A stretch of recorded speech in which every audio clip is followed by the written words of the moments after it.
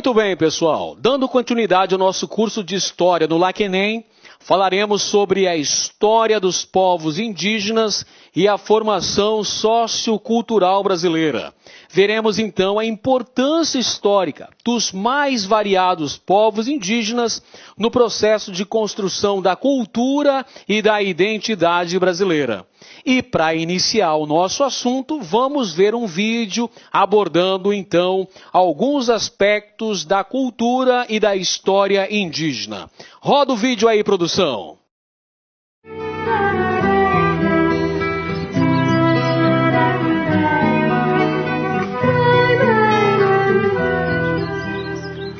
Quando Pedro Álvares Cabral chegou ao Brasil, em 22 de abril de 1500, estima-se que mais de 6 milhões de índios já viviam aqui.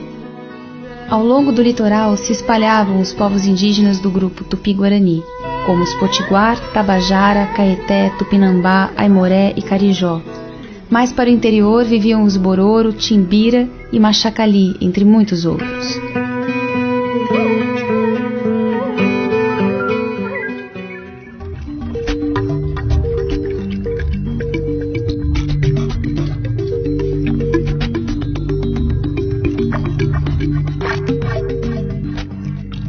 Ao longo dos séculos que se seguiram a este primeiro encontro, as doenças, a escravidão e o extermínio chegaram a reduzir esta população a menos de 300 mil pessoas.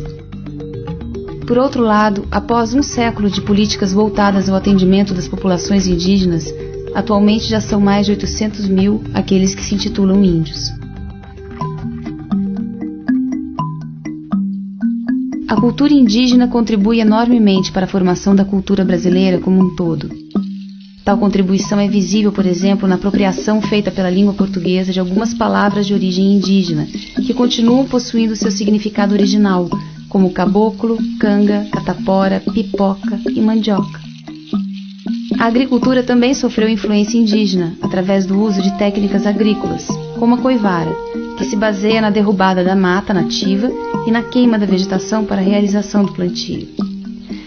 Sendo assim, os índios nos ajudaram e ajudam a formar o que somos, brasileiros. Pois bem, pessoal, nós vimos então aí no vídeo alguns aspectos relativos à história e à importância cultural dos índios ao longo da história do Brasil. Pois bem, os povos indígenas do Brasil, eles já habitavam este território milênios antes da chegada dos colonizadores europeus e estão inseridos num grupo maior denominado de ameríndios. Antes da chegada dos colonizadores europeus ao Novo Mundo, milhões de indígenas já habitavam este território.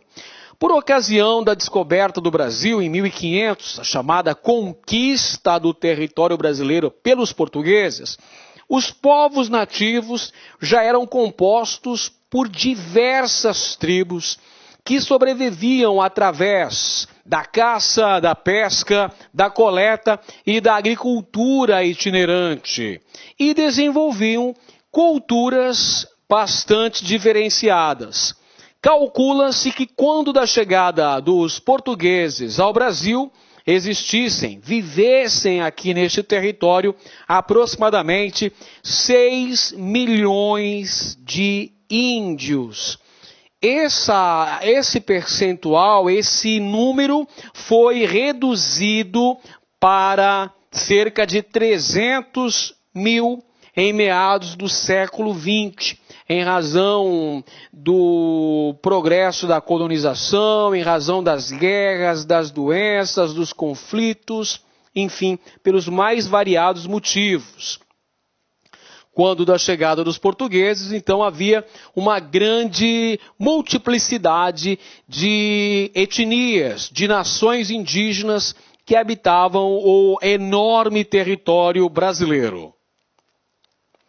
De acordo com o censo do IBGE de 2010, cerca de 800 mil brasileiros se autodeclaram indígenas e o número daqueles que possuem sangue indígena em suas veias é mais elevado ainda, mostrando aí que as políticas públicas implementadas nas últimas décadas contribuíram para um avanço na população indígena brasileira.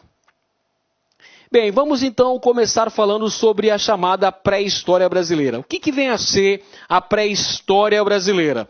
É o período histórico que antecede a colonização portuguesa no Brasil. Ou seja, do período que vai da formação, da chegada dos primeiros grupos humanos ao território brasileiro até o início da colonização portuguesa, é denominado pré-história brasileira. E existem muitos arqueólogos, antropólogos, que fazem estudos acerca da chamada pré-história no Brasil, não havendo ainda uma certeza com relação ao período em que se deu o povoamento do território que hoje conhecemos como Brasil. Mas os primeiros habitantes desse território eram grupos de caçadores-coletores, que sobreviviam através de nomadismo, praticavam o nomadismo, ou seja, não possuíam moradia fixa, deslocavam-se pelo território em busca de condições de subsistência, em busca de alimentação, porque eles praticavam a caça, a pesca, a coleta de frutos e raízes. Nesse período, eles produziam artefatos de pedra lascada e já chegavam a realizar rituais funerários.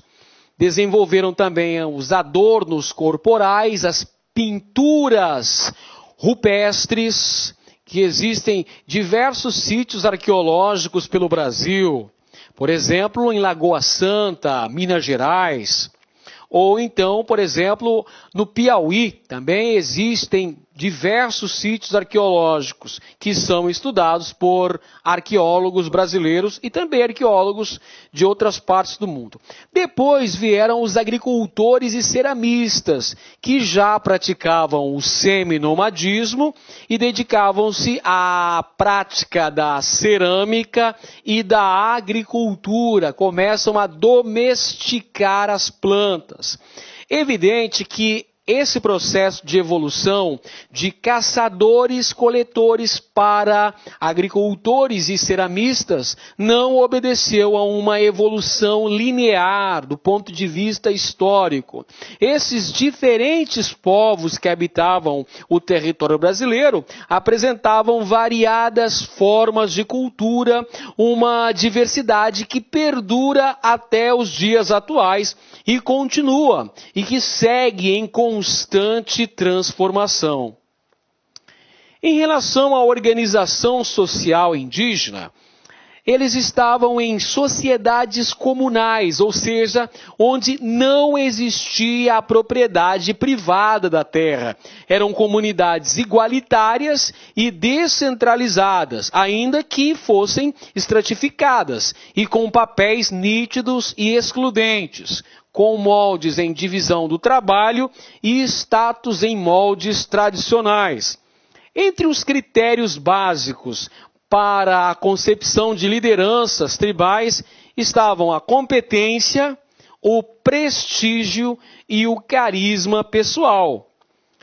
No aspecto religioso, havia a veneração dos ancestrais e o respeito pela autoridade e sabedoria dos líderes e dos anciãos, além dos pajés. Entre os povos indígenas havia também fortes laços de parentesco e o poder era exercido de maneira colegiada. Pajés, anciãos, que decidiam os aspectos importantes daquela comunidade, como, por exemplo, a guerra. A guerra era discutida de forma coletiva, de forma colegiada.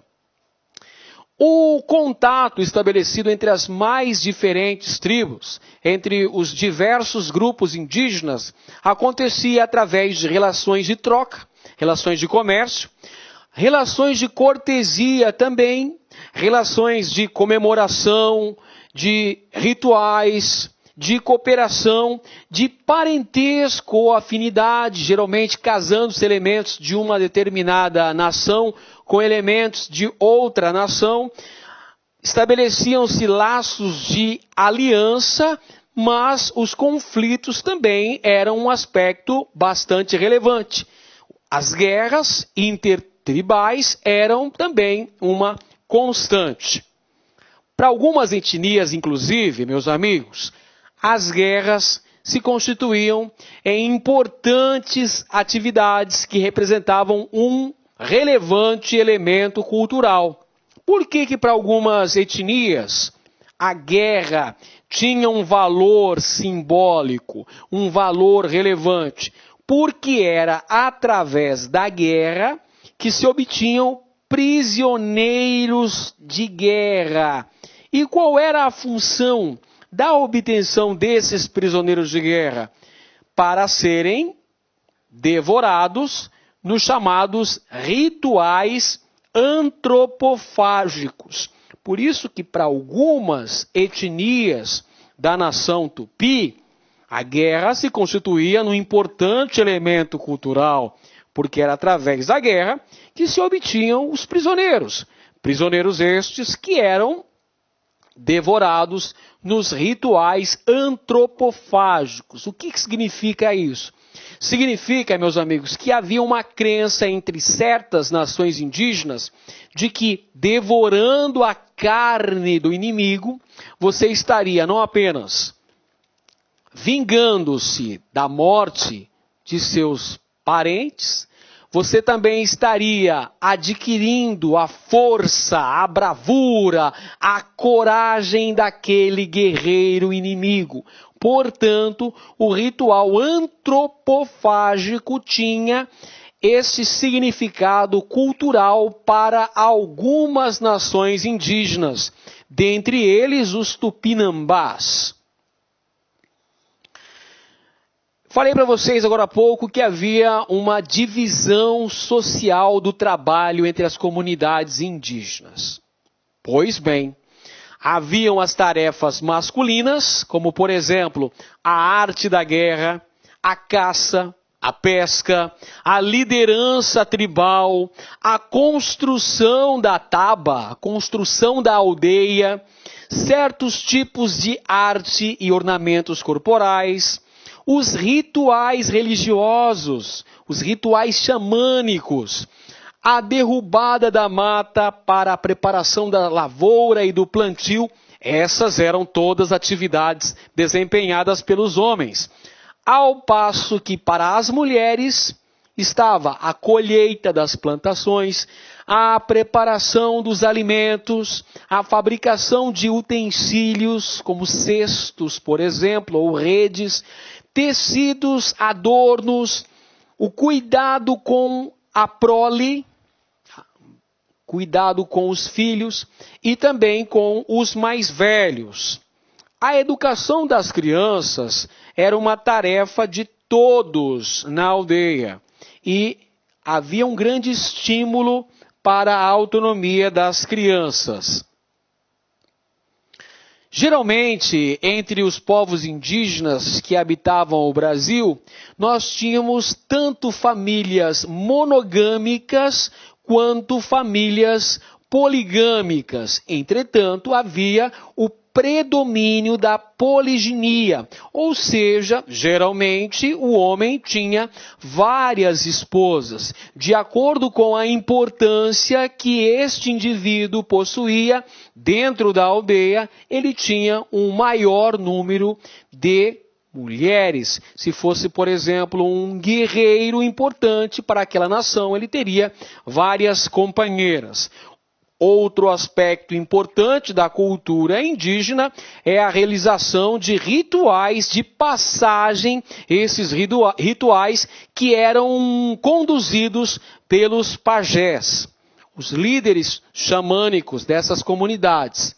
E os principais troncos linguísticos existentes no Brasil quando da chegada dos colonizadores portugueses eram Tupi-Guarani no litoral, Macro-G na região do Cerrado, e Aruac, na região amazônica.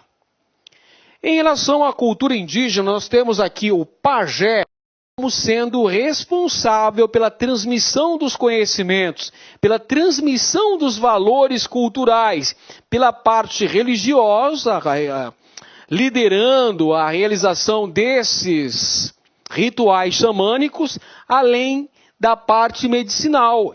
O pajé realizava a cura com a utilização de ervas, com a utilização de plantas e também através dos rituais xamânicos. Em relação à produção artesanal, nós temos a utilização de elementos da natureza. Os indígenas utilizavam-se da cerâmica para a confecção de vasos, de panelas, utilizavam-se da palha para fazer, por exemplo, cestos, para fazer redes, utilizavam cipó, utilizavam a madeira, dentes de animais para se fazer adornos, entre outros elementos. Então há uma produção de elementos do artesanato indígena, utilizando-se aspectos da própria natureza que essas comunidades conviviam. E a religiosidade, como já foi dito, era baseada na crença em espíritos de antepassados e também em forças da natureza, ou seja, numa religião de cunho animista. Temos então aí alguns produtos do artesanato indígena que é muito importante. Bem, nós temos também a realização de festas e cerimônias religiosas. Nessas ocasiões, nestes momentos, realizavam-se danças, cantos e pintura corporal em homenagem aos antepassados e aos espíritos da natureza.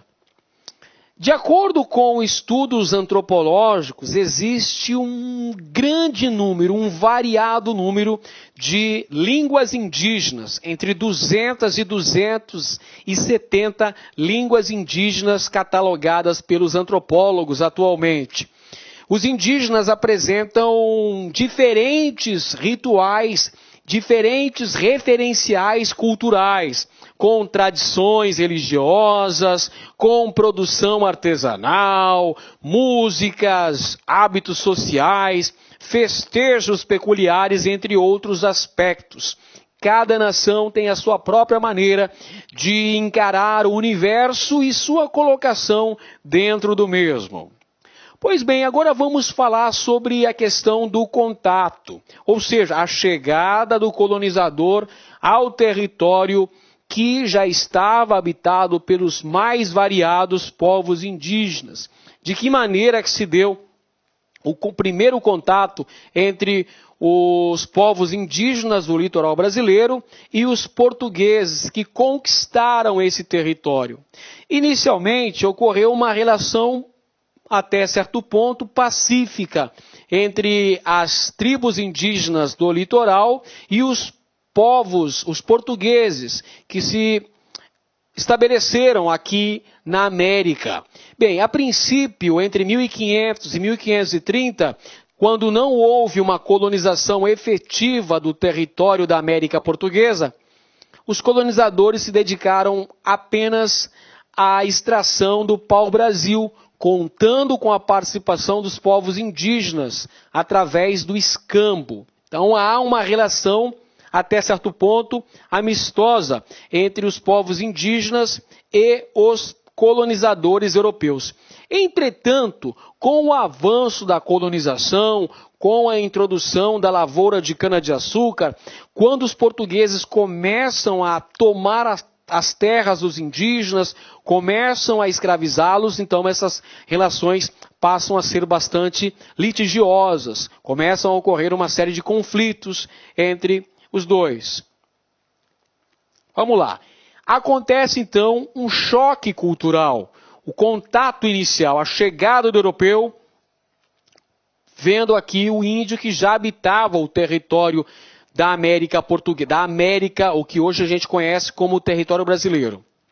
Pois bem, é um choque cultural por quê, meus amigos? Porque são culturas diferentes. O europeu vem com sua cultura, o indígena já possuía uma cultura diferenciada. E esse contato inicial vai ser marcado pelo etnocentrismo.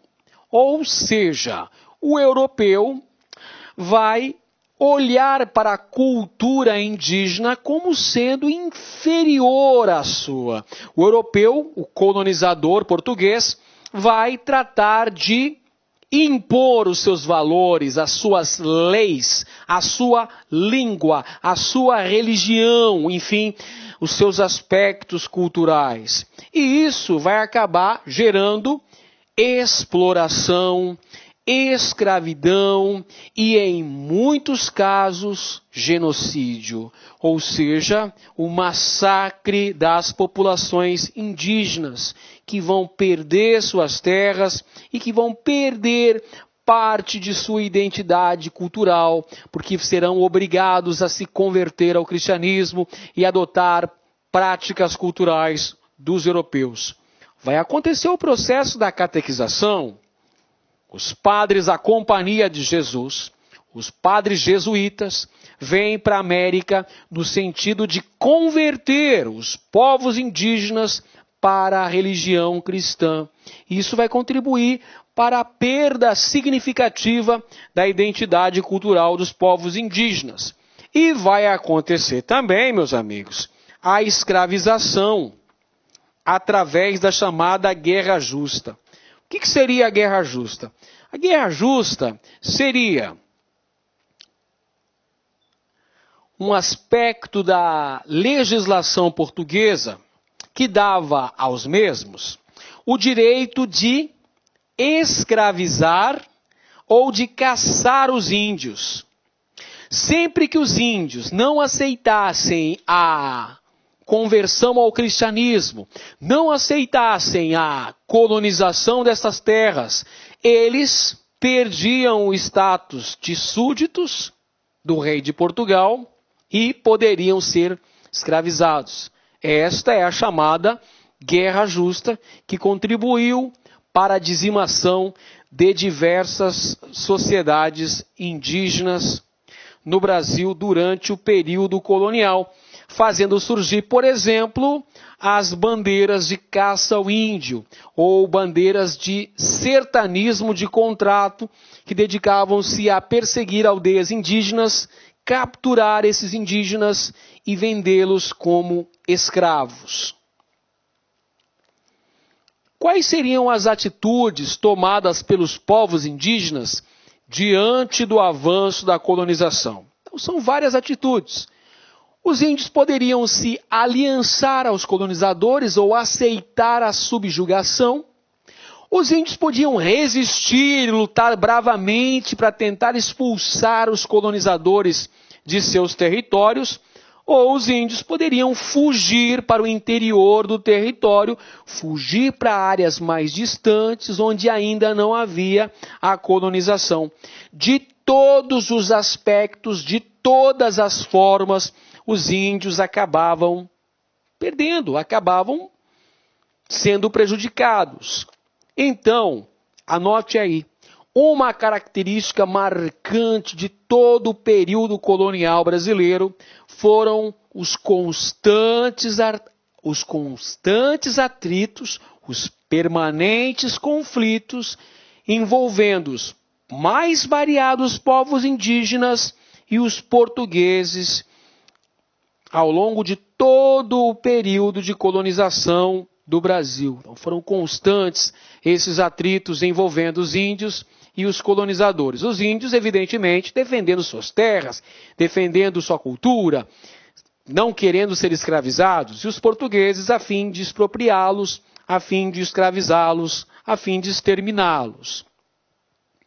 Pois bem, gente, já no século XIX, principalmente no contexto do Brasil Império, diversos cientistas e viajantes percorreram várias partes do território brasileiro e identificaram, catalogaram, diagnosticaram, escreveram, produziram obras sobre nações indígenas no Brasil.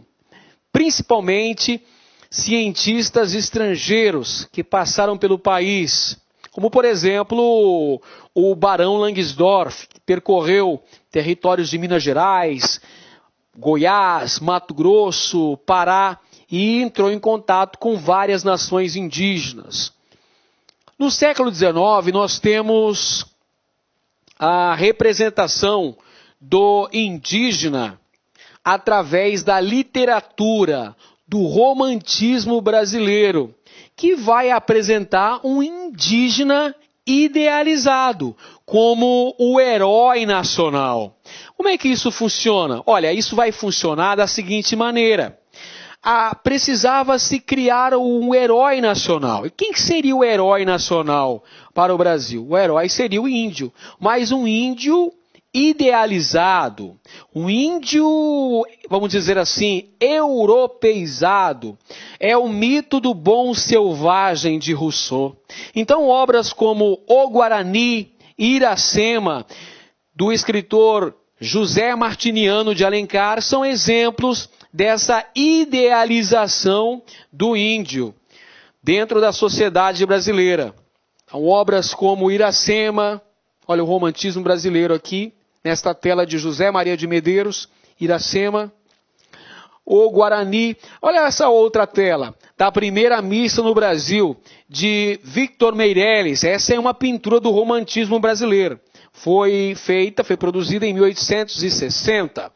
Perceba que esta é uma visão idealizada daquilo que seria a primeira missa no Brasil, celebrada pelo Frei Henrique de Coimbra. Perceba aqui que aqui há toda uma visão idealizada. O que seria isso aqui? O batismo do Brasil. Perceba os índios prestando atenção nos ritos que são católicos. Essa, então, é uma visão idealizada do índio, produzida pelo romantismo brasileiro.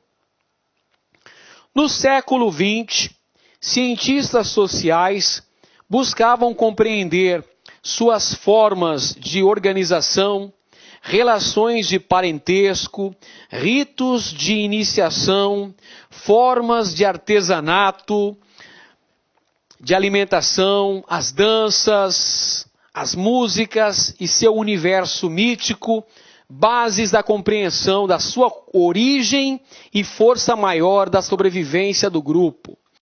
No século XX, diversos antropólogos passaram a estudar as mais variadas características dos povos indígenas no Brasil, tanto antropólogos brasileiros quanto antropólogos estrangeiros. Entre os brasileiros podemos citar, por exemplo, Darcy Ribeiro, e entre os estrangeiros podemos mencionar Claude Lévi-Strauss, que escreveu a obra Tristes Trópicos, que vale a pena ser conferida, vale a pena ser lida. A degradação das culturas tradicionais pelo contato com a civilização acabou acarretando profundas repercussões sociais entre os povos indígenas, entre os quais nós podemos mencionar, por exemplo, o alcoolismo, a mendicância, a prostituição, que são problemas do contato estabelecido com os povos não índios. E atualmente a sociedade globalizada também põe em risco a integridade sociocultural dos povos indígenas no futuro. Bem, quais seriam as contribuições indígenas para a cultura brasileira? Olha só, os indígenas apresentam várias contribuições. Podemos dizer, na agricultura, a prática agrícola, os indígenas desenvolveram a chamada coivara, que era a queima da mata para a preparação do solo para o posterior plantio. Além disso, os povos indígenas domesticaram a mandioca e aproveitaram diversas espécies de plantas nativas. Os índios também contribuíram para a difusão do uso da rede de dormir e da prática do banho diário. Isso mesmo, o europeu não tinha essa prática cultural do banho diário. Os povos indígenas que nós adquirimos a prática do banho diariamente. Outra contribuição importante dos povos indígenas foi a inclusão de cerca de 20 mil palavras. 20 mil palavras que dão nomes a pessoas, a plantas, a lugares, a animais, que foram incluídas no vocabulário da língua portuguesa. E muitas lendas indígenas foram incorporadas ao folclore brasileiro. Então veja, tem uma grande contribuição. Nomes de plantas que os portugueses não conheciam, animais desconhecidos pelos portugueses, todos têm nomes indígenas. E várias palavras também de origem indígena dão nomes a pessoas. Também temos essa inclusão de cerca de 20 mil vocábulos. Veja a importância também interessante da cultura indígena na cultura brasileira, assim como na incorporação de diversas lendas de origem indígena que foram incorporadas ao folclore brasileiro. Os indígenas também foram essenciais aos portugueses. Os indígenas aliados dos portugueses foram fundamentais na consolidação da conquista territorial, na defesa das fronteiras, e também apresentam uma grande contribuição para a composição da atual população brasileira através da mestiçagem. Bem, os povos indígenas na atualidade, eles enfrentam uma série de problemas, entre os quais morte, abusos, violência, desagregação interna, frutos dos contatos com a sociedade não índia. Apesar de existirem muitos mecanismos jurídicos, apesar de todo o avanço na legislação, apesar da conscientização política de diversas comunidades que passaram a lutar pelo cumprimento, pela observação de seus direitos, ainda assim existem vários abusos contra a população indígena. Por exemplo, nós podemos citar recentemente os conflitos ocorridos em Roraima, na comunidade Serra Raposa do Sol, e ainda os conflitos ocorridos no estado do Mato Grosso do Sul, conflito com os Guarani Kaiowá. Então são vários conflitos indígenas, várias terras indígenas que são invadidas por garimpeiros, por madeireiros, pelo avanço do agronegócio. Portanto, ainda existem muitos problemas que acabam gerando conflitos com os povos indígenas, ocasionando massacres, ocasionando também abusos, violência e desrespeito aos povos indígenas, que a propósito têm seus direitos garantidos pela Constituição Federal. Mas por que então que esses direitos não são cumpridos?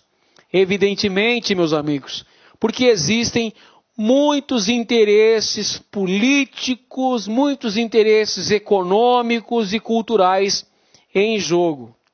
Recentemente nós tivemos a aprovação da Lei 11.645/2008, que garante o estudo da história e da cultura indígena nas escolas brasileiras.